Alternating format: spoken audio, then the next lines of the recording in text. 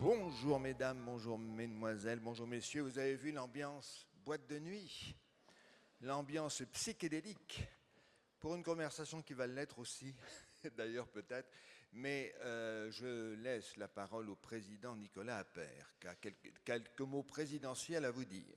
Stéphane, merci beaucoup. Bonsoir, bonjour à tous. D'abord, merci d'être venus nombreux pour ce premier événement. Alors en fait, les rendez-vous de la Baule, c'est une institution que vous connaissez bien maintenant. Et au Palais des Congrès, nous avions le souhait de faire travailler Stéphane un petit peu plus. Alors on lui a lancé... À l'heure de la sieste. Exactement. Donc on lui a lancé un nouveau challenge. Et on lui a dit, écoute, ce qui pourrait être aussi intéressant, c'est de regarder sous l'angle... Vous connaissez la devise que Franck Louvrier rappelle assez régulièrement, travailler au pays des vacances, à la Baule. Et donc on s'est dit, ce serait intéressant de faire parler des entrepreneurs, des gens du monde économique autour des livres qu'ils peuvent écrire. Et donc d'instaurer ce nouveau rendez-vous économiques de la Baule, là encore présenté bien sûr par Stéphane. Et on va mettre en place ces rendez-vous au travers de plusieurs dates dans l'année. Donc on va inaugurer ça aujourd'hui avec Agnès qui nous a fait le plaisir de venir présenter son livre.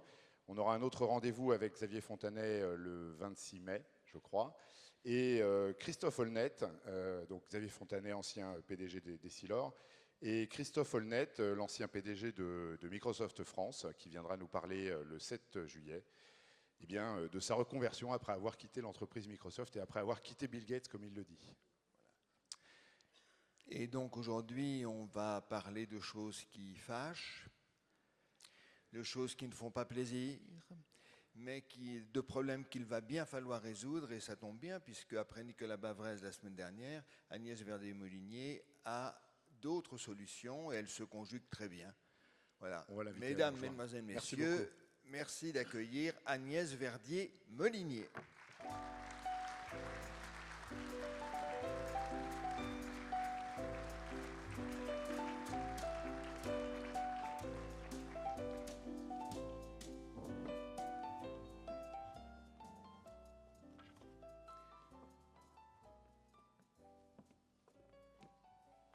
Alors naturellement, vous allez pouvoir également intervenir dans notre conversation et poser des questions. Vous voyez que Agnès Verdier-Molinier a pris son dossier, vous êtes très sérieuse, vous avez travaillé dans le train. Et oui. Beaucoup travaillé ce matin. Voilà, vous avez travaillé dans le train, vous allez reprendre le train tout à l'heure, vous faites l'aller-retour dans la journée. C'est pas très bien pour l'hôtellerie bauloise, ça, de faire l'aller-retour dans la journée. Non, mais j'ai une émission demain matin à 7h20. Eh bien oui, donc nous en apprécions que davantage votre venue. Vous étiez venu il y a 10 ans, c'était en juin 2015, pour le même problème. Ça s'appelait « On va vers le mur », je crois, votre livre. Maintenant, c'est « Face au mur ». Donc, est-ce que cela veut dire que ça ne s'est pas arrangé depuis? Mon cher Stéphane, je suis désolée d'être venu. Ouais, j'aurais préféré finalement me dire tout a été fait. Et 10 ans après, ça fait déjà 10 ans qu'on s'était vus. En 2015, ici. Exactement. Ouais. 10 ans après, je dirais que les choses se sont aggravées. Oui. Voilà. Nicolas Bavrez, que nous avons reçu la semaine dernière, disait que Emmanuel Macron, qui devait régler les problèmes, a accéléré la crise. Donc depuis 8 ans. Oui, pourquoi? Parce que, en fait, le choix qui a été fait en 2017, c'est ce qu'on appelle la politique de l'offre. Alors qu'est-ce que c'est? C'est redonner du souffle au niveau fiscal à nos entreprises et à nos entrepreneurs. Ça va dans la bonne direction. Nous, on est à la Fondation IFRAP et dans mes livres, j'ai toujours dit qu'il fallait taxer moins nos entreprises, nos entrepreneurs, parce que c'est eux qui créent la valeur ajoutée du pays. C'est grâce à eux, en fait, que derrière, il y a le financement de l'État, le financement de la sécurité sociale et le financement des collectivités locales. Mais Emmanuel Macron et ses différentes équipes ont oublié quelque chose, c'est baisser la dépense publique. Voilà. Donc ils ont baissé les impôts, mais sans baisser en face ce qui fait que les impôts sont très élevés en France. Et donc le sujet aujourd'hui, c'est qu'on est allé de plus en plus loin dans un niveau de dépenses publiques avec le quoi qu'il en coûte, pendant le Covid notamment, ça a encore accéléré les difficultés. Et là, on a 1 000 milliards de dettes de plus. On est dans une situation à 3 300 milliards de dettes, avec un coût annuel de la dette qui ne fait qu'augmenter, avec des besoins aussi dans le régalien que peut-être on va évoquer tout à l'heure. Et donc, je pense que c'est maintenant qu'il faut qu'on prenne le tournant pour une autre façon de gérer notre pays. Voilà ce que Bavrez appelle le sursaut. Et il pense que c'est possible, et vous aussi, vous pensez que c'est possible, à condition que ce soit porté par des politiques qui le veuillent, qui le sachent et qui sachent l'imposer. Est-ce que le problème n'est pas là? Déjà, le problème, c'est arriver à dire la vérité aux Français. Moi, je trouve qu'on a eu ces derniers mois des débats absolument lunaires en France. Comment est-ce qu'on peut croire qu'on va retourner à la retraite à 62 ans? Et même certains à 60 ans. Comment est-ce que les journalistes sur les émissions ne disent pas « mais écoutez, ça, en fait, ce n'est pas possible, donc à la limite, on n'en parle même pas ». Parce qu'on devrait, en ce moment, non pas avoir un conclave pour retourner à la retraite à 62 ans, on devrait avoir un conclave pour savoir si on choisit 65, 66 ou 67 ans et combien d'années de cotisation. Oui, mais vous avez vu que le Premier ministre a exclu le retour à 62 ans hier et que ça a fait tout un barouf. Mais oui, mais parce que, là encore, on ne raconte pas la réalité des choses aux Français. La Cour des comptes l'a fait, entre autres. Enfin, tout le monde le fait. La Cour des comptes dit des choses, mais elle ne dit pas tout. Elle dit ils reconnaissent 6,6 milliards de déficit en 2025 sur les systèmes de pension. Mais ils ne reconnaissent pas qu'il y a toute une partie du déficit des pensions de l'État qui n'est pas affichée, que nous disons être au moins, toutes choses égales par ailleurs, d'une dizaine, voire une quinzaine de milliards d'euros par an. Ce qui fait beaucoup plus que le montant qu'on nous dit de 6,6 milliards.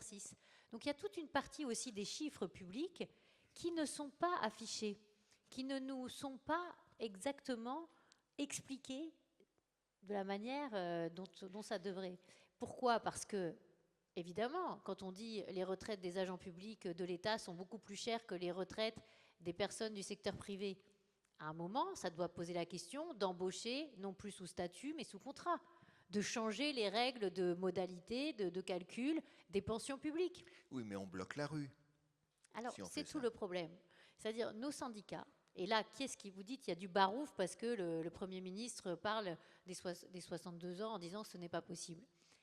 Mais qui fait le barouf? Qui empêche la France d'avancer aussi? Ce sont des syndicats, on les a vus aussi à l'œuvre, au moment des Jeux Olympiques, où tout d'un coup, on bloquait les transports parce qu'il fallait obtenir des primes supplémentaires, etc., etc. Et ils les ont obtenus. Ils les ont obtenus, mais pourquoi? Parce que le politique a souvent peur du syndicat, alors que le syndicat représente très très peu des salariés du privé et beaucoup des salariés du public. Oui, mais ils ont un pouvoir de nuisance important. Oui, mais à un moment, il faut peut-être aussi demander leur avis aux Français.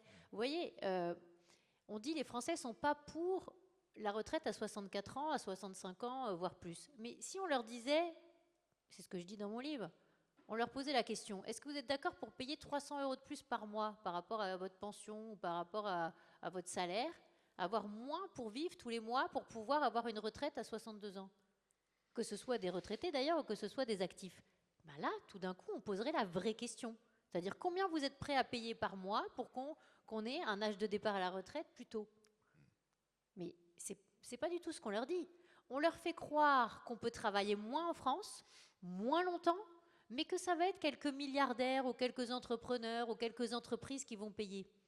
Et ça, je trouve ça extrêmement grave. Voilà. Parce que faire croire aux Français que 2000 personnes, ou même 20 000 personnes, ou même 70 000 personnes vont pouvoir endosser le poids du modèle social et quelques entreprises vont pouvoir boucher les trous, parce que c'est ce qu'on est en train de faire en fait. En 2025, qu'est-ce qu'on fait? On fait une surtaxe d'impôt sur les sociétés sur les grandes entreprises et on dit finalement ça va rapporter 8 milliards d'euros, et comme ça on évite de faire les efforts pour réorganiser l'État, la sécurité sociale et les collectivités locales. Mais qui croit encore à ça? Qu'une petite poignée va pouvoir financer? On est à 850 milliards de dépenses de protection sociale. On est à 1700 milliards, là en 2025, on va quasiment les atteindre, les 1700 milliards de dépenses publiques totales. On ne peut pas concentrer l'impôt toujours sur les mêmes en faisant en sorte finalement, au bout d'un moment, et c'est Bernard Arnault qui le dit, c'est pas moi qui le dis, mais beaucoup d'entrepreneurs pensent la même chose, et des petits entrepreneurs aussi. J'avais un débat sur BFM TV l'autre jour avec François Ruffin qui disait Bernard Arnault, mais il n'est pas du tout représentatif des entrepreneurs. Moi, tous les entrepreneurs que je rencontre de toutes les tailles dans toute la France me disent qu'ils sont en train de réfléchir à potentiellement partir à l'étranger ou mettre une partie de leurs entreprises à l'étranger, etc., etc. Et pas forcément très loin de France, juste de l'autre côté de la frontière, souvent. Donc, il y a quelque chose qui n'est pas clair, qui n'est pas honnête vis-à-vis de nos concitoyens quand on fait croire, qu'on peut taxer que quelques-uns et que ça financera tout pour les autres et qu'on peut travailler moins et moins longtemps. Voilà. Donc moi, avec ce livre, j'essaie de rétablir la vérité et d'expliquer ce qui s'est passé partout dans tous les autres pays d'Europe qui ont eu les mêmes problèmes de finances publiques que nous et qui ont adopté des mesures courageuses, pas forcément avec des gens ni de droite, ni des sociodémocrates, des coalitions qui ont fait le boulot. Qu'est-ce qu'on attend, nous, pour faire le travail que les Français attendent depuis tellement longtemps? Parce que contrairement à ce qu'on croit, nos concitoyens ne sont pas allergiques aux réformes. Ils attendent ces réformes. D'autant que nous sommes à peu près le dernier pays d'Europe à traîner encore ces poids-là de la dette et d'un État obèse et impuissant. On a le pire déficit public de la zone euro. On devient la lanterne rouge de l'Europe. On l'avait sorti d'ailleurs à la Fondation IFRAP l'année dernière. On avait mis prélèvement obligatoire. La France, lanterne rouge. Hein, les plus hauts prélèvements, les plus hautes dépenses publiques, le plus haut déficit, la dette qui monte le plus en proportion. Alors, on n'a pas encore la plus grosse dette, parce qu'il y a encore les Grecs et les Italiens qui sont devant nous. Mais, franchement, on accumule tellement de mauvaises notes qu'on se dit, mais à quel moment est-ce qu'on va se réveiller?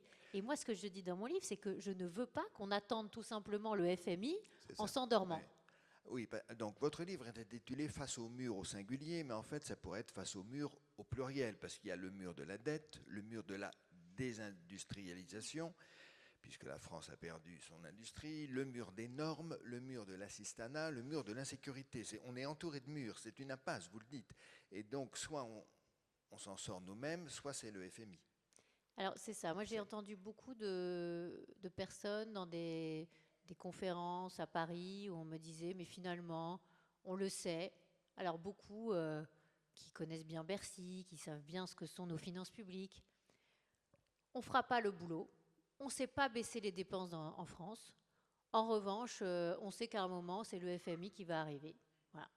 Et ça, je trouve ça extrêmement lâche de se dire que finalement, on se met dans une situation où on attend qu'intervienne le FMI en France, alors qu'on pourrait faire nous-mêmes, prendre nous-mêmes les mesures. Parce qu'il faut se dire une chose, c'est que si on attend que le FMI arrive, ça veut dire que la situation se sera encore dégradée. Ça veut dire qu'on aura encore perdu des entreprises, encore perdu des emplois marchands. Ça veut dire qu'on aura un déficit encore plus élevé. Ça veut dire que nos services publics se seront aussi dégradés dans le même temps parce qu'on n'aura pas baissé les surcoûts administratifs que nous avons. Ça veut dire aussi qu'on aura potentiellement des taux qui seront très élevés, des taux très élevés sur la dette française. Ça veut dire que c'est des taux aussi très élevés pour les entreprises quand elles ont besoin d'emprunter. Et ce sont des taux aussi très élevés pour les ménages quand ils veulent acheter de l'immobilier. Donc tout ça, c'est un cercle vicieux qu'il faut absolument enrayer. Et ce n'est pas compliqué, en fait, de le faire. C'est ça que j'essaie de... C'est pas compliqué. Il faut quand même prononcer un mot. C'est le mot courage. Il faut du courage. Non ? Il faut du courage aux politiques pour faire ça, pour imposer des solutions impopulaires, pour savoir que, regardez par exemple dans la région des Pays de la Loire, la présidente Christelle Morancet a pris quelques mesures d'économie, elle s'est fait insulter partout. Oui, mais on a fait d'ailleurs toutes les deux une couverture du Figaro Magazine. On était très, très contente de partager votre nos expériences oui. Et puis nos idées sur le sujet. Et moi, vous voyez bien, qu'est-ce qui s'est passé ? Elle a baissé 200 millions d'euros la dépense de la région. Est-ce que tout s'est effondré dans les services publics ? Non. Non, mais alors ceux qui n'avaient plus leur subside ont râlé, hein, et râlent encore. Oui, très bien. Mais est-ce que derrière, on voit une dégradation pour nos concitoyens ? Non, mais ça veut dire que... Et finalement, est-ce que c'est possible ? Oui, bien sûr. Oui. Donc, voyez ce qui est fait à l'échelle d'une région, 100 millions d'euros. Ça peut se faire à l'échelle de toute la France. Et on a fait le calcul à la Fondation IFRAP sur combien on économiserait si on dépensait en dépenses de fonctionnement par habitant la même chose dans toutes les régions que dans les Pays de la Loire. C'est plus de 2 milliards d'euros d'économies par an. Et rien que sur la masse salariale, on a regardé si toutes les régions avaient la même masse salariale par habitant que les Pays de la Loire, ce serait 500 millions d'euros d'économies par an. On a regardé ça au niveau des départements, en regardant sur ceux qui étaient les moins dépensiers au niveau du fonctionnement, c'est entre 9 et 12 milliards d'euros d'économies par an. Nous sommes suradministrés.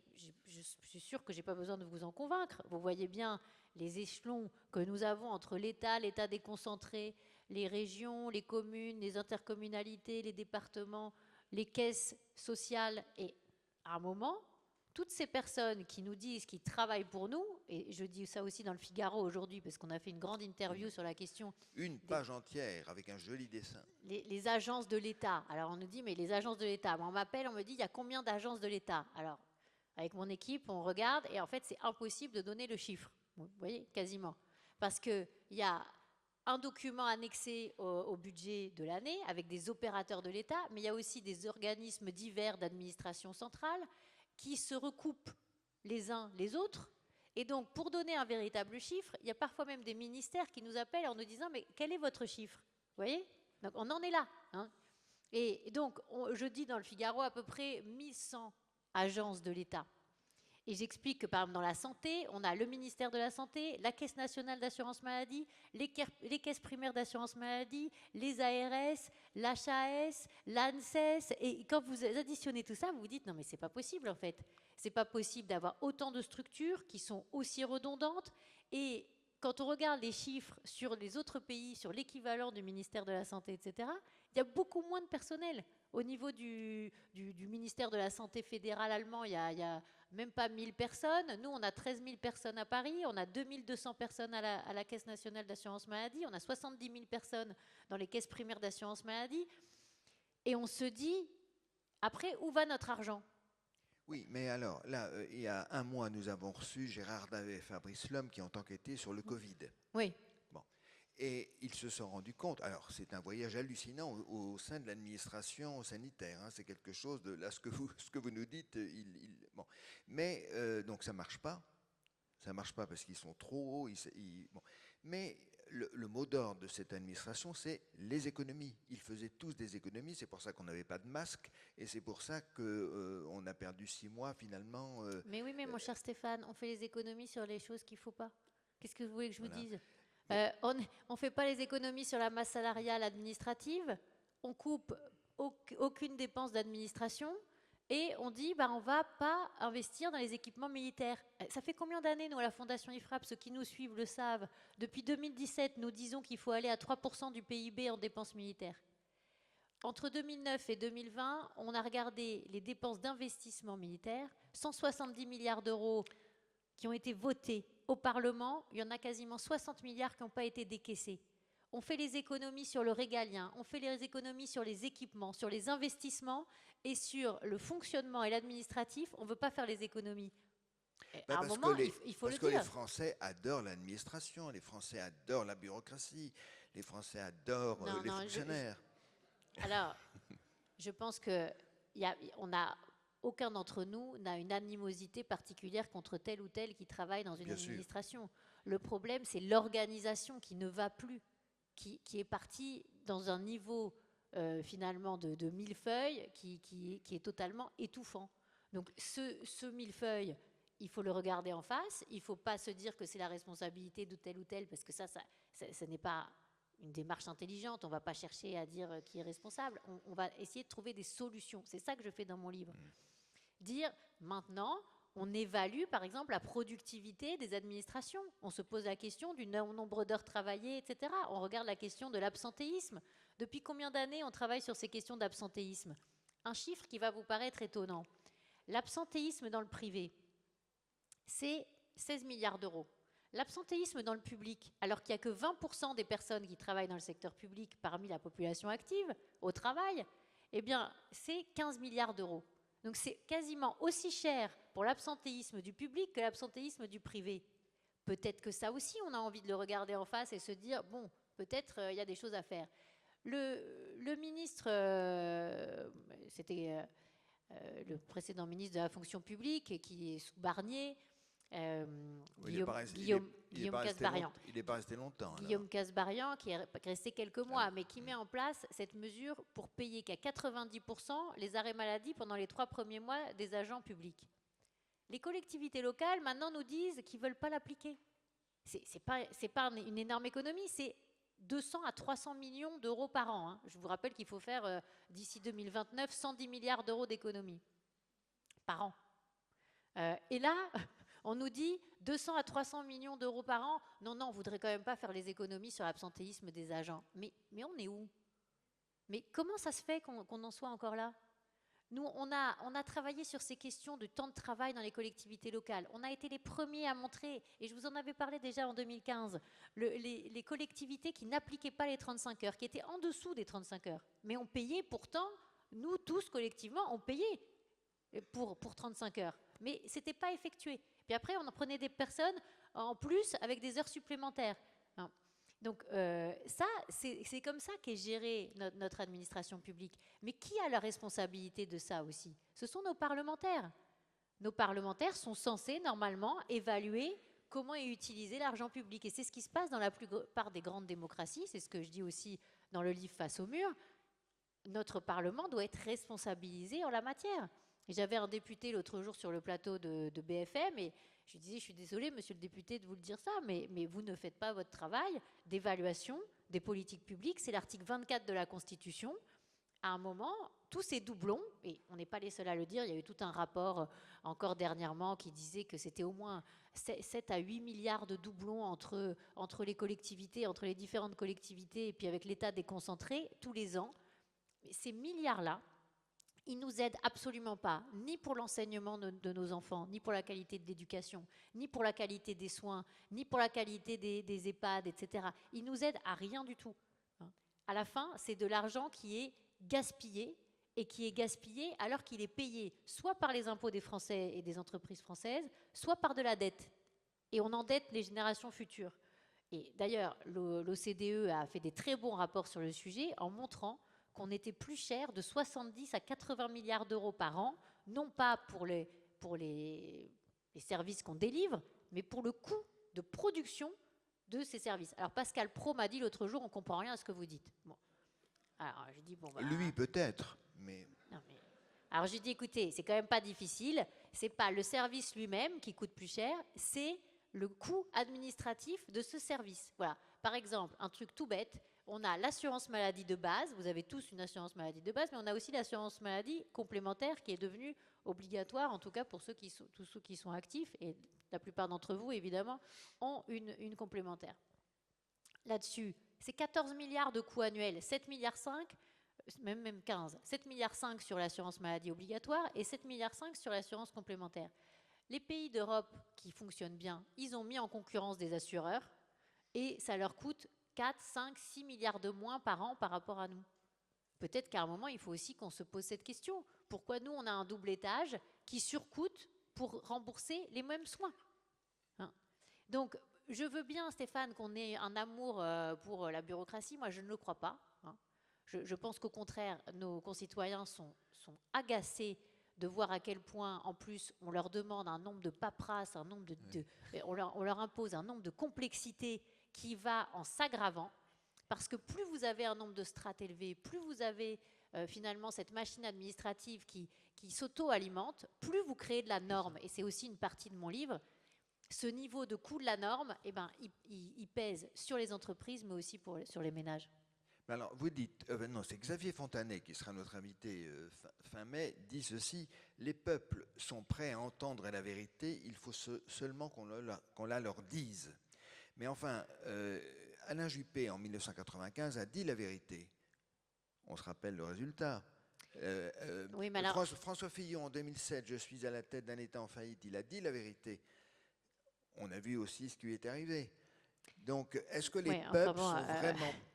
Est-ce que les peuples sont vraiment prêts à entendre la vérité? François Fillon, sur son programme qu'il avait développé pendant la primaire, beaucoup de nos concitoyens étaient tout à fait favorables à ce qu'il proposait. Le problème qu'il a eu, c'est que lui-même n'avait pas utilisé l'argent public correctement. Oui. Donc c'est sûr que là aussi, moi, j'ai beaucoup d'échanges depuis toutes ces années avec des personnes qui sont en responsabilité. Je leur dis, vous-même, à vos différents postes, il faut que vous utilisez l'argent public correctement et que vous respectiez les Français en la matière. Vous savez, Stéphane, on avait sorti une étude en 2012.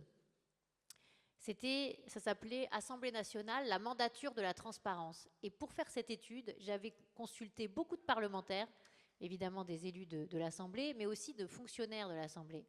Les parlementaires ne voulaient pas me parler, ils ne voulaient pas me dire comment ils utilisaient les frais de mandat, les fameuses IRFM à l'époque, comment ils utilisaient les frais de collaborateurs. Ils m'avaient dit, mais vous voulez faire monter les extrêmes. Mais j'avais dit, non, on veut juste comprendre comment ça marche en fait. Hein. Et comprendre comment ça marche, en fait, c'est un droit. Parce que c'est la Déclaration des droits de l'homme et du citoyen, c'est l'article 13 et 14. Voilà, comme c'est notre argent, à un moment, on a le droit de savoir normalement comment c'est utilisé. Et vous voyez, nos parlementaires ont beaucoup procrastiné là-dessus. Ils ont cru que l'administration, elle allait s'auto-réguler toute seule avec la LOLF, la loi organique des lois de finances. On allait mettre des indicateurs, et puis avec des indicateurs comptables, ça marcherait très bien. Non, c'est pas vrai. Il y a besoin de contre-pouvoirs dans un pays qui marche bien. Vous savez, ce dont on parle là, c'est notre démocratie qui est en jeu. Hein. Ça va très au-delà de la question de est-ce qu'on a du déficit, est-ce qu'on a de la dette. C'est aussi une question de démocratie. Et donc, pour répondre à votre question, vous dites ceux qui disent la vérité, ça finit mal. Bah, je ne suis pas tellement d'accord. Hein. Le problème, c'est qu'on est souvent pris en otage par une minorité qui fait peur aux autres et qui raconte des choses qui sont fausses. Ce qui serait bien aussi, c'est que sur les programmes des différents candidats, vous savez, quand Jean-Luc Mélenchon s'est présenté pour la France insoumise, et quand ils ont présenté aussi un programme aux précédentes législatives, là, il n'y a pas si longtemps, en juin dernier, nous, on a regardé à la Fondation IFRAP combien ça coûtait. C'était plus de 200 milliards de dépenses supplémentaires par an. C'était 172 milliards de déficit en plus. Ça a doublé, ça faisait plus que doubler le déficit annuel de la France. Donc, ce n'est pas crédible, en fait. Donc, à un moment, il faut que ces constats de base, ils soient partagés et que nos syndicats ne soient pas hors sol, financés avec, finalement, des deniers publics, hein, d'une certaine manière, parce que nos syndicats sont malheureusement beaucoup financés par des deniers publics, beaucoup plus que dans les pays du nord de l'Europe, où ils sont beaucoup moins des forces de blocage, parce qu'ils sont obligés eux-mêmes d'apporter un service. Donc, il faut arrêter d'avoir peur des syndicats. Est-ce que vous avez, mesdames et messieurs, des questions à poser à Agnès Verdier-Molinier? Il suffit que je mette mes lunettes. Oh là là, attendez, je mets mes lunettes. Les micros arrivent, oui, monsieur. Il y a un monsieur ici et un monsieur là-bas. Bon, alors, monsieur, allez-y. Après, monsieur, et ensuite, monsieur. Oui, bonjour, je suis là. Oui. On a cité les plusieurs murs, là, j'ai peur que vous en oubliez. Hein. C'est le mur du déni. Et quand on critique les politiques qu'on a, ça m'embête un petit peu, parce qu'on est en démocratie, il y a l'effet miroir et on a les politiques qu'on mérite. Et j'aimerais comprendre, et j'y arrive pas, l'efficacité du discours contraire de Madame Verdier-Molinier, l'efficacité qui entraîne un déni de beaucoup de personnes, et j'ai envie de dire d'une majorité, ce qui explique un petit peu notre blocage. J'ai beaucoup d'amis qui, quand on parle de la dette, alors me dites pas que je les choisisse mal, j'ai peur d'en avoir dans la salle, mais quand je parle de la dette, qui me rassure en me disant en 58 c'était pire, et le Japon et les États-Unis, je connais tout par cœur. Et donc le discours du déni, le discours contraire de Madame Verdier-Molinier, il passe et il passe très bien. Je crois qu'il se fissure le mur, mais je crois aussi qu'on a jusqu'à aujourd'hui ce qu'on mérite.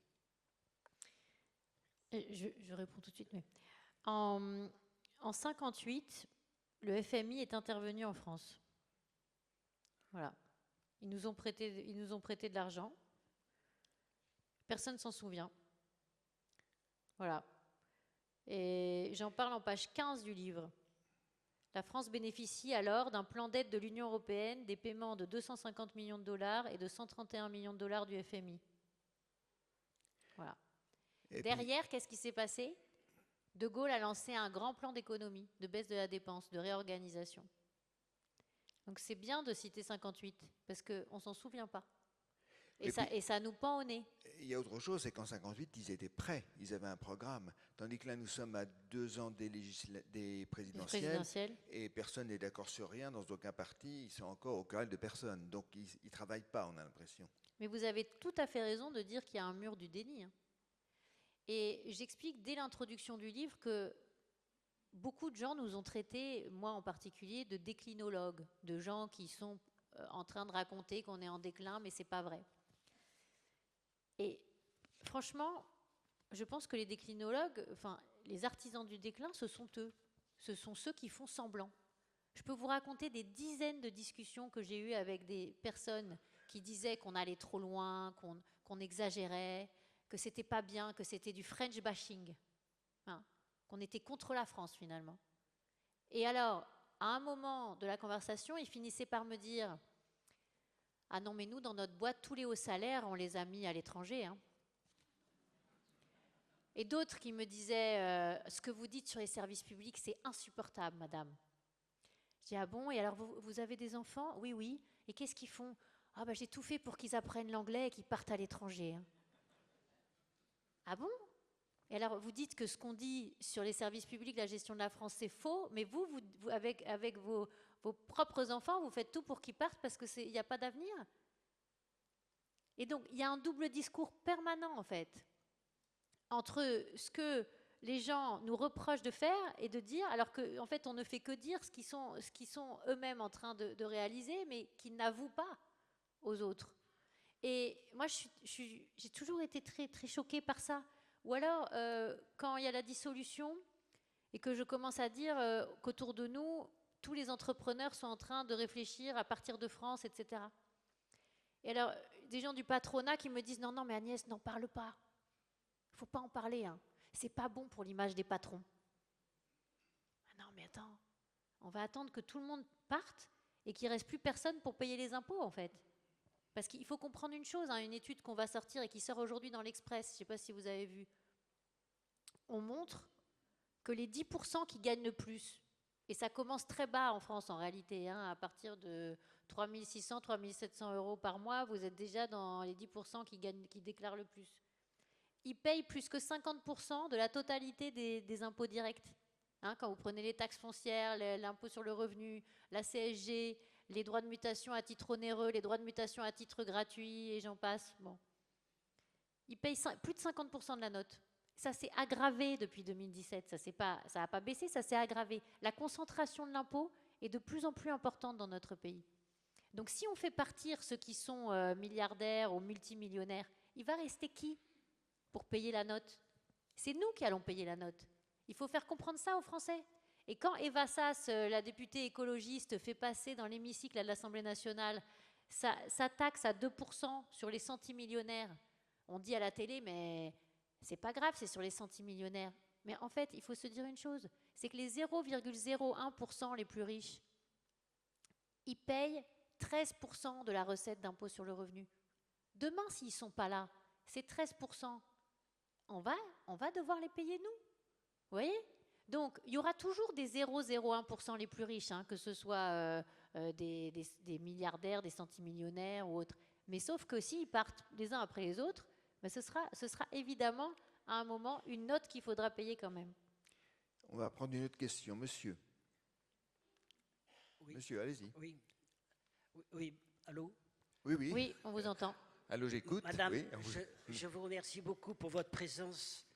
Vous êtes une des rares personnalités à défendre les intérêts de notre pays. Ne pensez-vous pas qu'il est incompréhensible qu'il n'y ait aucune opposition, députés et sénateurs, pour empêcher M. Macron de continuer à ruiner la France?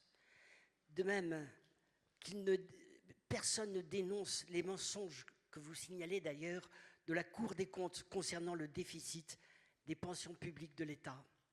Et enfin, dernière question, que pensez-vous du coût de la fraude sociale par les pays étrangers ainsi que l'AME? Alors, vous savez, le problème, c'est que beaucoup de nos hauts fonctionnaires qui deviennent des politiques croient qu'ils ont une politique qui est valable pour la France. Et ils pensent qu'il ne faut pas réformer l'État contre l'État, mais avec l'État. Résultat, ils ne font jamais les réformes. Vous vous souvenez d'Édouard Philippe en 2017 ?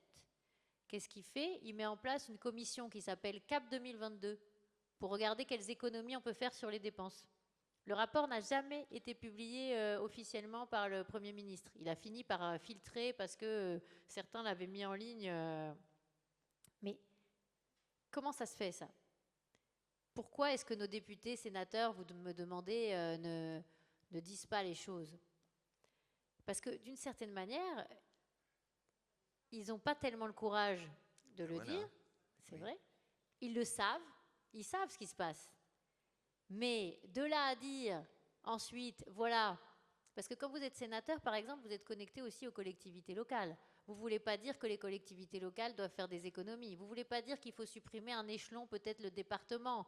Parce que si vous dites ça, bah alors forcément, vous allez avoir du mal. Voilà. Quand vous êtes député, vous avez du mal aussi à dire qu'il faudrait réduire certaines, par exemple, que France Travail, peut-être qu'on n'en a pas tant besoin que ça dans les territoires pour trouver des personnes à embaucher, parce que maintenant, on embauche par beaucoup d'autres canaux, même sur le Bon Coin, par exemple, enfin, etc., etc. Mais quand vous êtes aussi un élu, vous n'assumez pas forcément que vous mettez vos propres enfants dans l'enseignement privé sous contrat, etc., etc. Donc vous dites, pourquoi les députés sénateurs ne disent pas quelque chose ? Parce que, au final, est-ce qu'on a vraiment des politiques qui défendent aujourd'hui, finalement, la création de valeur ajoutée, la création marchande, l'emploi marchand, qui défendent l'idée que la richesse, elle se crée dans les entreprises, qui défendent tout ça. Combien il y en a qui sont sur ce sujet-là ? Très peu. Que vous regardiez à droite ou à gauche, etc. Ils sont tous plutôt dans une logique de dire « Ah bah oui, il y a de l'argent dans les entreprises, alors finalement, les entreprises n'ont qu'à payer. » Résultat, qu'est-ce qu'on a ? On a beaucoup de gouvernements qui se sont succédés et qui n'ont fait qu'aggraver la pression fiscale sur les entreprises. 157 milliards de prélèvements obligatoires en plus pour nos entreprises par rapport à la moyenne de la zone euro. 157 milliards. Une grosse partie sur les charges employeurs, une grosse partie sur les taxes de production. Les taxes de production que vous connaissez peut-être, la CVAE, la C3S, le forfait social, la taxe sur les salaires, etc., etc. Tout ça, ça finance quoi ? En grande partie les retraites, mais pas que. Les collectivités locales aussi. Donc tout est très, très, très, très imbriqué. Et j'étais auditionnée la semaine dernière par une commission d'enquête au Sénat, un sénateur communiste, qui a décidé de regarder les aides aux entreprises. Et il me disait, il y a des milliards d'aides aux grandes entreprises, et alors en fait, il faudrait les faire rembourser, etc. Mais je lui dis, mais écoutez, nous on a fait une étude à la Fondation IFRAP, on a regardé les subventions de l'État vers les entreprises, toutes les entreprises. Et sur 28 milliards qui sont documentés par l'Inspection générale des finances, 80% allaient à des entreprises publiques. Alors, je lui dis, le problème, c'est que moi, j'aimerais qu'on fasse un tableau pour dire qu'est-ce qui va des entreprises publiques, qu'est-ce qui va des entreprises privées. Parce que quand je me retrouve face à Sandrine Rousseau sur un plateau de télé et qu'elle dit il faut supprimer les aides aux entreprises, je crois qu'elle n'a pas compris qu'une grosse partie part financer les retraites de la SNCF et de la RATP. Vous voyez ? Mais, donc, vous me dites, qui va les arrêter finalement de faire du mal à la France ? Ben, le problème, c'est qu'ils se sont tous succédés avec des intentions qui n'étaient pas forcément mauvaises, mais ils ne sont pas allés au bout. Emmanuel Macron, il avait proposé 120 000 postes en moins d'agents publics. Dès le premier quinquennat, il a fait 120 000 postes en plus. Vous voyez ? Il avait proposé de baisser la dépense publique. Il n'a pas baissé la dépense publique. Il avait proposé de baisser les prélèvements obligatoires. Il les a un petit peu baissés et là, il est en train de laisser remonter parce que finalement, ils ne savent pas comment faire pour éponger le déficit. Et il a engrangé un niveau de dette jamais vu sur 2 quinquennats de suite. Comment on fait pour arrêter ça ? Eh bien, à un moment, comme vous dites, on explique la vérité aux Français, mais aussi on les met dans la boucle. Vous savez ce que font les Suisses, hein ? Ils font des votations très régulières. Ils posent la question. Hein. Je peux vous assurer que quand on regarde tous les sondages là dernièrement, les Français sont beaucoup plus majoritairement pour faire baisser les dépenses que pour augmenter les impôts. Parce que c'est ça aussi la réalité. C'est que non seulement on risque d'avoir le FMI, mais on risque aussi d'avoir des coupes dans les retraites, Parce que c'est ça qu'il a fait le FMI en Grèce et au Portugal. Il a baissé de 15-20% les retraites. Il faut comprendre le truc qui risque de se passer. C'est pas une vision qui peut jamais arriver. Moi, beaucoup de gens m'ont dit, mais c'est arrivé en Grèce, au Portugal, mais c'est pas la France. Parce que la France, c'est la France. Ah oui. Et là où il y a quelque chose que nos parlementaires devraient faire, c'est alerter sur ce sujet. Que, évidemment, on peut aussi se retrouver dans une situation où les marchés ne voudraient plus nous prêter. Parce que ce que j'explique dans le livre, c'est que 54%, plus de 54% de la dette française est détenue par des non-résidents. Et que la dette à court terme, ce qu'on emprunte sur 3 mois ou voire 1 an, qu'on utilise énormément pour faire tourner en fait les besoins de financement en trésorerie, 83% sont prêtés par des non-résidents. On est le pays très endetté qui est le plus internationalisé en termes de dette. Et même les Français ne veulent plus avoir de dette dans leur portefeuille, de dette française. Donc quand on dit on va monter un livret spécial défense et les gens vont adorer et vont mettre plein d'argent dedans, bon, je ne dis pas que c'est faux parce que je pense qu'il y a une fibre patriotique quand même importante chez nos compatriotes. Mais néanmoins, il faut se méfier, ça ne montera pas jusqu'au ciel. Hein. Ça fera qu'un petit pourcentage des besoins de financement. Je ne sais pas si j'ai répondu à toutes vos questions. Mais il y en aura d'autres. Et il y a des questions ici, monsieur. Alors j'en profite, le temps que vous avez le micro, mais je profite pour faire une page de publicité. Le 23 avril, nous recevrons la présidente de l'Assemblée nationale, Madame Yaël Braun-Pivet. Donc vous pourrez lui reposer les questions concernant les députés. Ça, c'est intéressant. Demandez-lui comment on évalue la dépense publique à l'Assemblée nationale. Ça, c'est un vrai sujet. D'accord. Monsieur, ensuite monsieur et ensuite monsieur. Madame Molinier, merci pour votre conférence. Que pensez-vous des avantages sociaux qui avaient été supprimés pour les ministres et les anciens présidents et qui ont été remis en place immédiatement avec aval de M. Bayrou? Certes, ça ne représente que 2,8 millions, c'est une goutte d'eau dans la mare, mais est-ce un bon exemple pour les plébéiens que nous sommes? J'ai l'impression que nous sommes dirigés par des autocrates incompétents. Écoutez, j'ai eu l'occasion de parler de ce sujet, mais aussi du sujet du budget de l'Élysée qui augmentait alors qu'on était en train de dire qu'il fallait faire des économies. Évidemment qu'il faut montrer l'exemple. Évidemment que c'est absolument nécessaire, surtout dans la période actuelle. C'est-à-dire, pourquoi aussi c'est si difficile souvent de faire des réformes en France? Parce qu'on a l'impression que ce sont toujours les mêmes qui font les efforts. Notamment les travailleurs du secteur privé. Vous voyez?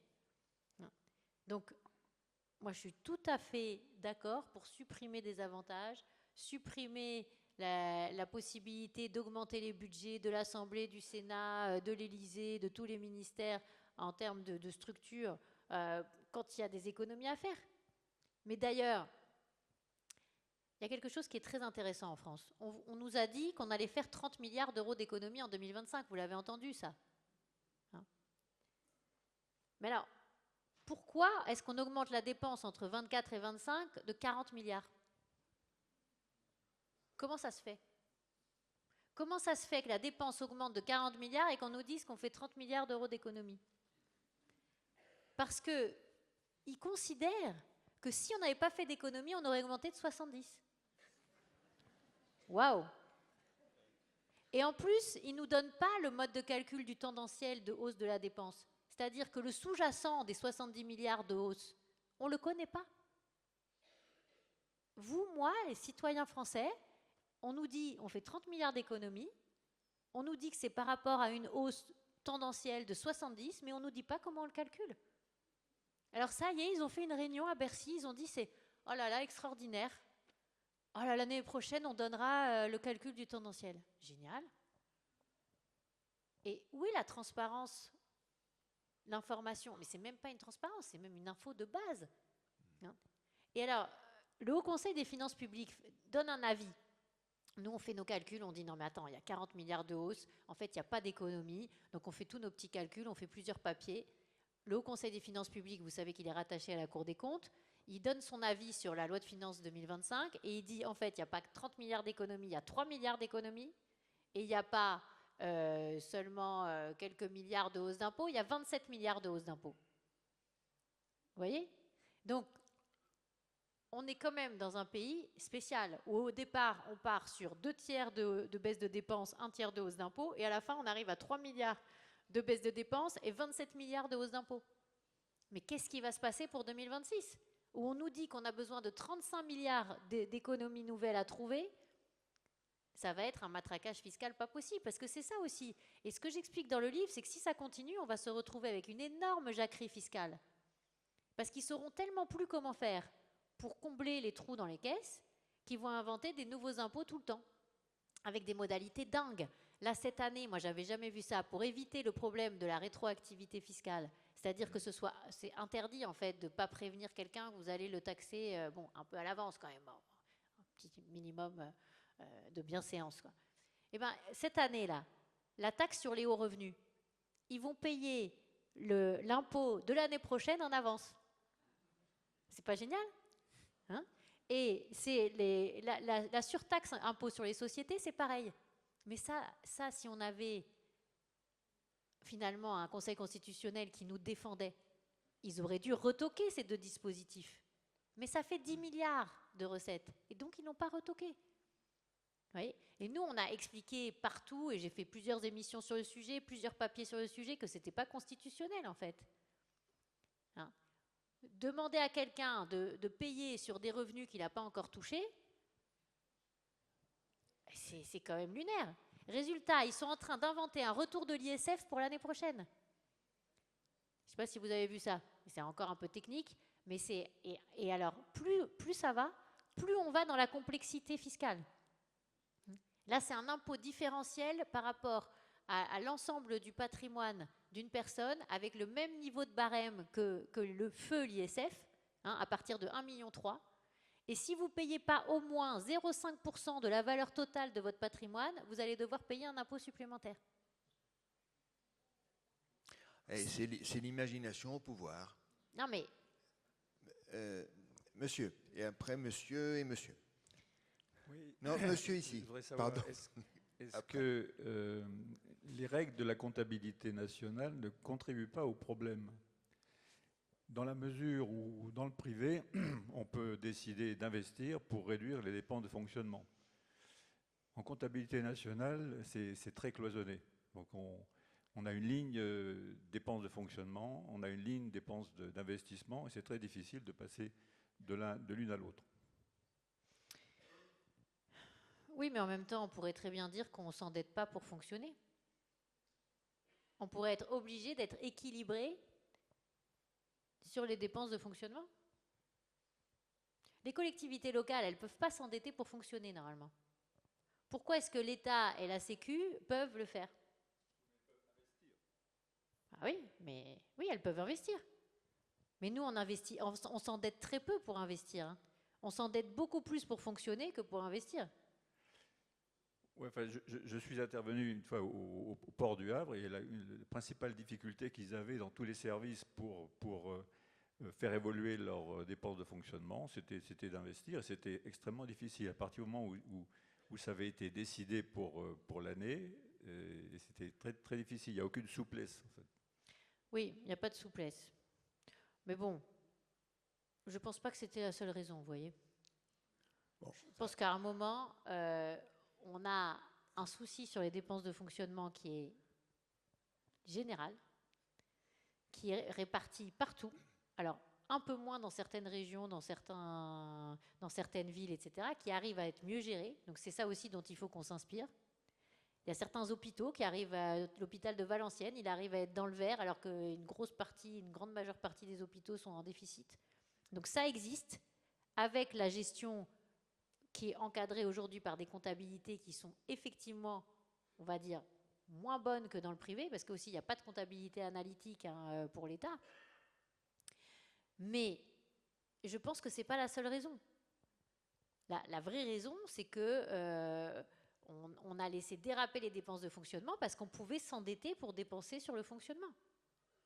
Et une des premières propositions que je fais dans mon livre, c'est la proposition numéro 2, c'est d'avoir une obligation d'équilibre, notamment des budgets sociaux. que toutes les caisses sociales soient obligatoirement en équilibre, que ce soit pour le chômage, que ce soit pour la maladie, que ce soit pour les retraites. À partir du moment où vous décidez ça, vous arrivez déjà à énormément réduire le déficit public. Mais ça demande aussi, là encore, qu'on ait certains chiffres qu'on n'a pas toujours et qu'on ait des décideurs publics qui soient dans une logique de rétablir les comptes. Pour le chômage, par exemple, pourquoi on s'endette pour payer le chômage? Mais c'est aussi parce que l'UNEDIC, elle est gérée par les partenaires sociaux, mais l'État garantit la dette. Tandis qu'à l'Agirc-Arrco, les retraites complémentaires du privé, l'État ne garantit pas la dette, donc comme par hasard, ils ne sont pas endettés. Vous voyez? Donc comme l'État garantit la dette de tout le monde d'une certaine manière, ça fait la voiture balai, parce qu'on dit, ah oui, mais les collectivités, elles ne sont pas si endettées, etc., etc. Oui, mais c'est l'État qui fait la voiture balai de toute façon. Donc ça aide pas. Donc à un moment, c'est responsabiliser aussi chaque échelon pour éviter de créer de la dette à tous les échelons, mais aussi montrer que certains élus locaux, certains dirigeants d'administration ont réussi à correctement gérer avec des règles qui sont peut-être pas les meilleures, pas les plus souples, mais ça existe. Donc je pense qu'il faut aussi qu'on se dise, nous à la Fondation IFRAP, on essaie de faire des classements dans les régions, les communes, on va le faire aussi au moment des municipales pour montrer les communes et intercommunalités qui réussissent à mieux gérer en dépenses de fonctionnement, en dépenses de masse salariale, en investissement, etc. Pour montrer qu'il y a quand même des bons gestionnaires en France et que ce n'est pas une fatalité. Hein. On a des gens formidables aussi dans notre pays qui sont tout à fait capables de faire le job. Il est 15h17, nous allons prendre encore quelques questions. Ensuite, vous retrouverez Agnès Verdier-Molinier qui vous signera son livre. Monsieur. Bonjour madame. Bonjour monsieur. Histoire vécue, vous évoquiez tout à l'heure les 35 heures. Écoutez, c'était pour moi terrible, pour une bonne raison, c'est que j'ai eu un audit. Je suis un ancien directeur commercial d'un département de la Bavière. Donc un jour, j'ai eu un audit. Et disons à la fin de l'audit, gentiment, à la fin de l'entretien, il m'a dit, écoutez monsieur, la Bavière n'acceptera jamais les 35 heures ni les RTT. Un an après, nous fermions toutes les agences. Qu'en pensez-vous? Merci madame. Je pense que les 35 heures ont été une véritable catastrophe pour la France. Autant que la décision de François Mitterrand de mettre la retraite à 60 ans alors que c'était 65 ans. Qu'est-ce qu'on a fait à ce moment-là? Décider de travailler moins. On a de l'ordre de 12 milliards d'heures travaillées en moins par rapport au Royaume-Uni alors qu'on a à peu près le même nombre d'habitants tous les ans. On a calculé que ça nous coûtait plus de 100 milliards de PIB, de richesse nationale par an, qui n'est pas créé à cause de ça. Parce qu'on ne travaille pas assez pendant l'année et pas assez longtemps. Je fais un chapitre entier sur ce sujet, sur le temps de travail en France par rapport aux autres pays. On est à 1673 heures pour un temps complet. La moyenne européenne, c'est 1800 heures. Alors qu'avant les 35 heures, on était tout à fait dans la moyenne. Mais qu'est-ce qu'on a fait ? Pourquoi est-ce qu'on a fait croire à nos concitoyens que travailler moins, ça allait permettre d'avoir un meilleur niveau de vie, un meilleur pouvoir d'achat? Mais c'est totalement faux. D'ailleurs, les gens qui ont voté les 35 heures, vous croyez qu'ils travaillent 35 heures par semaine et qu'ils travaillent 35 heures par semaine? Mais non. Ils travaillent beaucoup plus que ça. Donc la réalité, c'est que faire croire à des jeunes, et notamment quand moi je fais des conférences avec des étudiants, je leur dis qu'il ne faut surtout pas travailler moins, il faut travailler plus. Que c'est comme ça qu'on réussit dans la vie. Réussir dans la vie en travaillant le moins possible, moi je ne connais pas. Je ne connais pas, je suis désolée. Les gens qui sont excellents dans tous les domaines, ils travaillent beaucoup. Et ils se donnent à fond. Et ils ne passent pas la moitié de leur année en vacances. C'est pas vrai ça. Même si on est dans la boule vivre ici. au pays des vacances. Travailler au pays des vacances, c'est ça. Donc voilà, je crois que ça a fait beaucoup de mal à nos entreprises privées, à nos services publics, et qu'on s'en est toujours pas remis. Et en réalité, moi je fais une proposition qui est très simple. Il faut arrêter de parler des heures par semaine, on s'en fiche. Ce qu'il faut, c'est un nombre d'heures travaillées par an pour un temps complet. Voilà. On est à 1673 heures, il faudrait qu'on soit à 1790 ou 1800. Voilà, ça, ce serait génial. Mais vous voyez, les ministres, ils tournent autour du pot là, sur ce sujet. La ministre du Travail, elle proposait 7 heures de plus par an. Non mais, c'est pas ça le truc. Le truc, c'est qu'à un moment, quand on est payé un temps complet, il faut faire un temps complet. Alors, le pays, ma pauvre, le problème, le pays s'est égaré. Le pays s'est égaré dans une idée qui a été développée par malheureusement beaucoup d'économistes que nous payons aussi avec nos impôts, qu'on peut travailler moins en gagnant plus, et qu'on a des horribles entreprises qui finalement captent la richesse du pays. Ce qui est faux. Ce qui est faux. Mais quand vous regardez des notes de l'Institut des politiques publiques, quand ils disent par exemple les entrepreneurs, les millionnaires, les milliardaires de ce pays ne payent pas assez d'impôts, ils ne payent que 2% d'impôts. Mais ils réintroduisent dans ce calcul des revenus qui n'ont pas été distribués et que les personnes n'ont pas touchés. Mais tout le monde reprend l'information derrière. Donc, alors, qu'est-ce qu'on fait? Vous voyez, nous, à la Fondation IFRAP, tous les jours, on se lève pour justement travailler sur ces chiffres, expliquer les choses, donner les informations, et on essaie de faire ce travail d'intérêt général le plus possible pour montrer la réalité des choses. Voilà, et tout ça est dans le livre. Monsieur, et ensuite il y a monsieur, voilà, et madame, oh là là. Et il est 15h20, je signale. Hein. Et Agnès a un train à prendre. Non, mais attendez, je fais des réponses courtes, je vais essayer. Bon, monsieur. Bonjour Madame Molinier, merci Bonjour, pour monsieur. cet échange. En lisant votre livre, j'ai repensé à un livre que j'avais lu il y a 40 ans de François de Closet qui s'appelait Toujours plus. Toujours plus, oui. Et il a écrit plusieurs livres après. J'ai lu les livres de M. Bavrez, La France qui tombe. J'ai lu les vôtres, donc. Et à chaque fois, le constat, je trouvais qu'il y avait le même constat là, à travers tous ces livres. Et avec des situations, avec un constat de plus en plus dramatique d'ailleurs. Et en fait, la question que je me pose, c'est quelles sont les causes profondes de cette situation, de cette évolution? C'est ça qu'il faudrait réussir à identifier, les causes profondes de ça. Et en étant un peu profond, y a-t-il pas...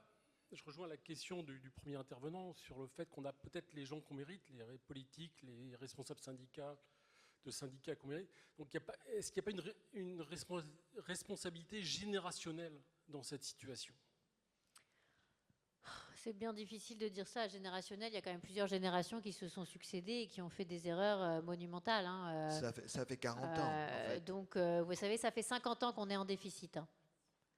50 ans, moi je fais 50 propositions dans mon livre pour essayer de s'en sortir, et je suis absolument certaine que si on mettait toutes les mesures que je propose, qu'on disait voilà, maintenant on va faire ça, ça rassurerait énormément de nos concitoyens, beaucoup de nos entrepreneurs qui recommenceraient à embaucher et à investir, parce que là, il y a un truc qu'on ne dit pas, hein, c'est qu'on est sur pause sur l'investissement et sur les embauches des boîtes de France. On dit, c'est bizarre, il y a le chômage qui remonte. Ah bah oui, mais... On est en pleine instabilité fiscale et politique, et évidemment, nos entrepreneurs se posent des questions avant d'investir, avant d'embaucher. Et vous dites les causes profondes de cette évolution. Je pense que la création de l'ENA n'a pas aidé, vous voyez. Non, mais... Ouais, la création de l'ENA date de la guerre. Oui, mais en réalité, qu'est-ce qui s'est passé? On a créé l'ENA parce qu'il fallait reconstruire une haute fonction publique de qualité, etc. Mais après, peut-être on a eu trop de promotions pour qui il fallait trouver trop de postes. Vous avez les agences de l'État, hein, une grosse partie des très hauts fonctionnaires travaillent dans les opérateurs et les agences de l'État qui doublonnent les unes avec les autres.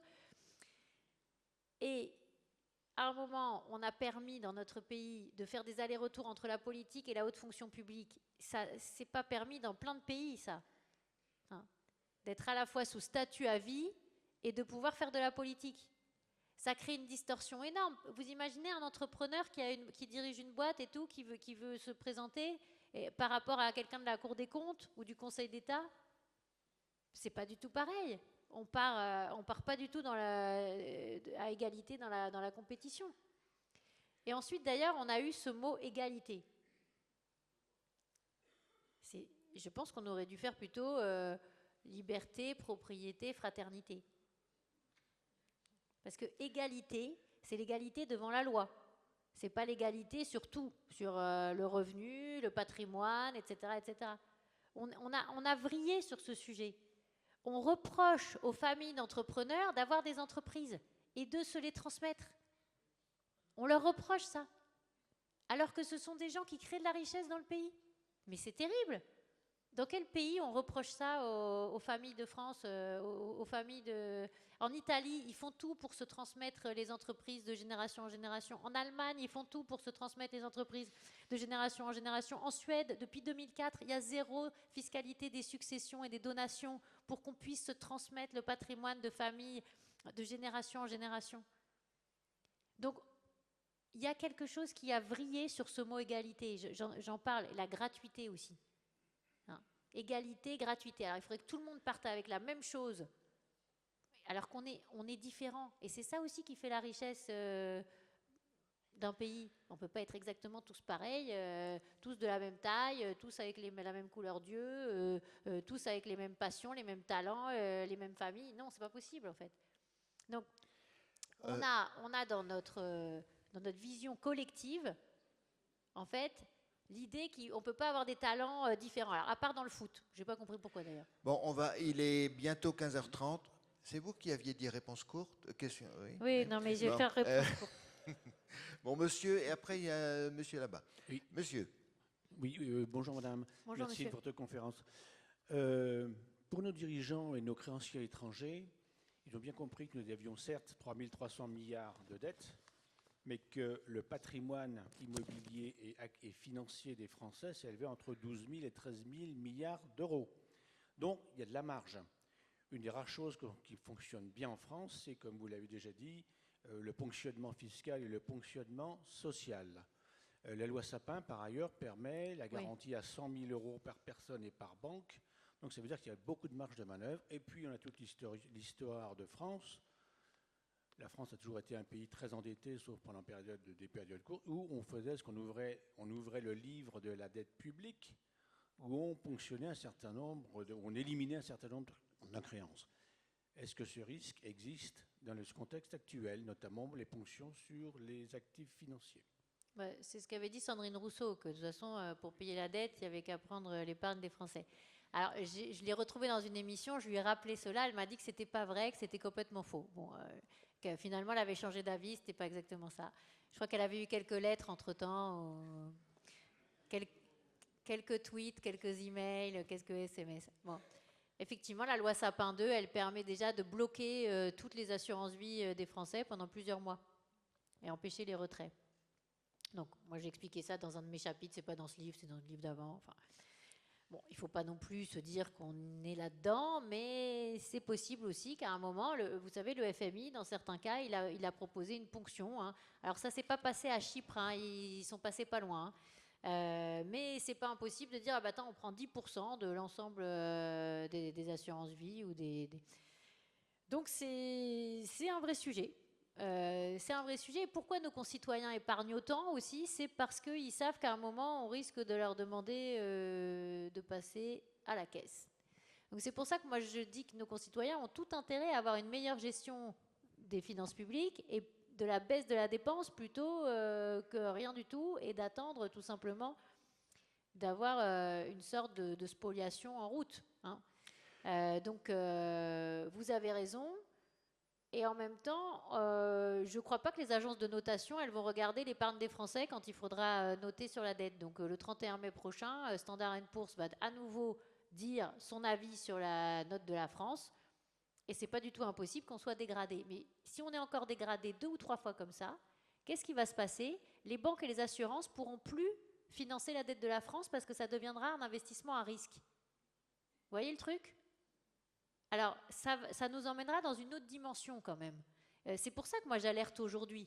Hein, et on en reparle dans 6 mois, on verra ce qui se sera passé. Parce que les choses peuvent s'accélérer très très vite. Très bien. Rendez-vous est pris, il est 15h30. Dernière question. Oui, monsieur. Lors d'un voyage avec le Figaro, j'ai eu l'occasion de dîner avec vous. Oui. Vous nous avez tout expliqué. Et à la fin du repas, on vous a demandé comment se fait-il que personne ne vous écoute. Oh, mais si. Alors, une seule question. C'est ce que dit Pascal Praud aussi. Alors, une seule question. Dans 2 ans, on va enfin passer l'ère Macron. Voyez-vous un président qui serait capable d'être élu et qui vous désignerait comme Premier ministre afin que vous mettiez de l'ordre dans le bazar? Écoutez, nous, on a toujours été à la Fondation IFRAP, on va dire, vus comme des gens très, très indépendants et un peu... on dit un peu trop les choses comme elles sont, vous voyez. Alors, les politiques nous suivent ce qu'on fait, suivent énormément ce qu'on fait, mais néanmoins, ils ne sont pas forcément dans la logique de dire on va appliquer cela. Parce que, comme vous l'avez compris, ils ne sont pas encore totalement prêts. Moi, mon combat, c'est de convaincre l'opinion publique le plus possible pour que derrière, il y ait une compréhension de tout ce qui se passe. C'est pour ça que j'écris ces livres, c'est pour ça qu'on sort des études, etc., etc. Pour que l'opinion publique comprenne ce qui est en train de se passer et que les politiques de tous bords changent leur vision des choses là-dessus et expliquent aux Français. Et ce que j'espère, c'est que la campagne de 2027, ça va être une campagne qui dira et qui fera la course à celui qui dira « Moi, je vais baisser la dépense publique le plus. Voilà comment je vais réformer l'État. Voilà comment je vais réformer les collectivités locales. Voilà comment je vais réformer la sécurité sociale. » Et je vous assure que ce n'est pas impossible. J'y crois vraiment. Parce que nos concitoyens comprennent beaucoup mieux les choses que ce qu'on imagine. Après, si on nous demande de participer au redressement de la France, évidemment, on aidera au maximum de ce qu'on pourra. Merci.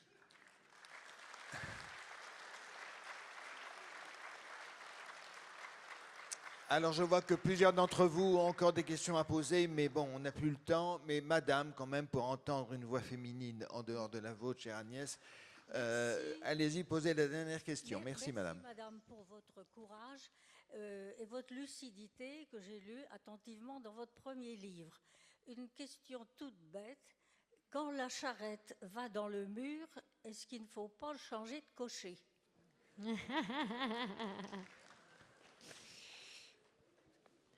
Écoutez,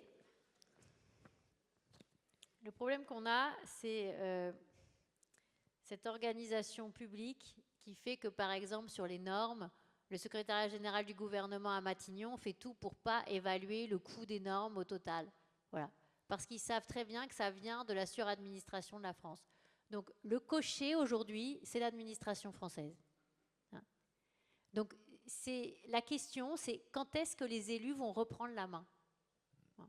Quand les collectivités locales ne veulent pas appliquer la baisse de l'indemnisation des agents en maladie, c'est parce qu'ils ont peur de leurs propres agents. Parce qu'ils sont en autogestion, en fait. Parce que l'élu, il est là pour couper les rubans, etc. Est-ce qu'il fait vraiment le job de la gestion? Est-ce que nos élus gèrent vraiment la France? Vous avez vu en ce moment le nombre de... j'ai sorti quelque chose avec mon équipe de la Fondation sur un arrêté de 72 pages où il y a sur les panonceaux touristiques. 72 pages. Pour encadrer les panonceaux touristiques. Vous voyez, l'administration, elle tourne à plein régime en ce moment. Elle n'a pas besoin d'avoir un gouvernement. Hein. Donc, le cocher, c'est l'administration. La question, c'est qui va arrêter le cocher? Voilà. Et lui dire, l'administration, on n'est pas à votre service, c'est vous qui êtes à notre service. Il faut qu'on reprenne, nous, la main, nous, les concitoyens français, là-dessus. C'est donc bien une histoire de courage dont on parle. Oui, mais aussi d'intérêt de nous tous pour ces sujets. Et oui. De ne pas se faire voler finalement un bien commun qui est celui finalement de l'ensemble de nos services publics, voilà. L'ensemble de la gestion publique, ça nous appartient à tous. Et d'avoir les idées claires et d'être bien informés, ce que nous sommes grâce à vos livres, chère Agnès. Merci Stéphane, merci à tous.